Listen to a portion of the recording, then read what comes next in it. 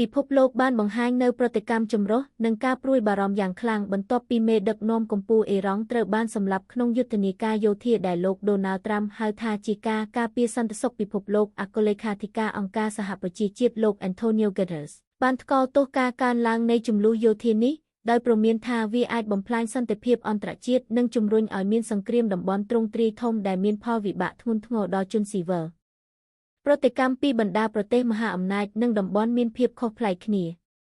ក្រមប្រទេសលោកខាងលិចបារាំងអាល្លឺម៉ង់ចក្រភពអង់គ្លេសប្រធានាធិបតី Macron ចក្រធារិកអាល្លឺម៉ង់ Friedrich Merz និងនាយករដ្ឋមន្ត្រី Keir Starmer បានចេញសេចក្តីថ្លែងការណ៍រួមដោយបញ្ជាក់ថាពួកគេមិនបានចូលរួមក្នុងការវាយប្រហារនេះទេប៉ុន្តែបានជំរុញឲ្យអ៊ីរ៉ង់ងាកមករកការចរចាវិញនិងអនុញ្ញាតឲ្យប្រជាជនអ៊ីរ៉ង់កំណត់វាសនាដោយខ្លួនឯងរុស្ស៊ីបានថ្កោលទោសការវាយប្រហារនេះយ៉ាងខ្លាំងក្លាដោយចាត់ទុកថាជាសកម្មភាពគ្មានការទទួលខុសត្រូវដែលមានបំណងបំផ្លាញស្ថិរភាពក្នុងតំបន់មជ្ឈិមបូព៌ា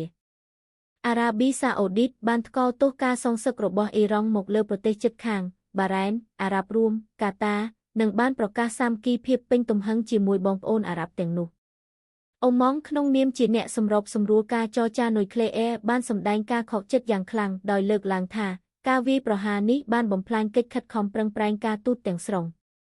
ជាចុងក្រោយខណៈដែលលោកត្រាំនិងលោក Netanyahu បានអំពាវនាវឲ្យប្រជាជនអ៊ីរ៉ង់ក្រោកឈរផ្ដួលរំលំរដ្ឋាភិបាលក្នុងឱកាសនេះប្រទេសជាច្រើននៅតែមានមន្ទិលសង្ស័យអំពីលទ្ធផលនៃការផ្លាស់ប្ដូររបបតាមរយៈកម្លាំងយោធាស្នងការជាន់ខ្ពស់សិទ្ធិមនុស្សអនលោក Volker Turk បានរំលឹកថាក្នុងសង្គ្រាមណាក៏ដោយជនស៊ីវិលគឺជាអ្នកដែលត្រូវសងតម្លៃខ្ពស់បំផុតបច្ចុប្បន្នពិភពលោកកំពុងតាមដានយ៉ាងយកចិត្តទុកដាក់បំផុតចំពោះជំហានបន្ទាប់របស់អ៊ីរ៉ង់ខណៈដែលការចរចាការទូតហាក់ដូចជាត្រូវបានបិទផ្លូវទាំងស្រុង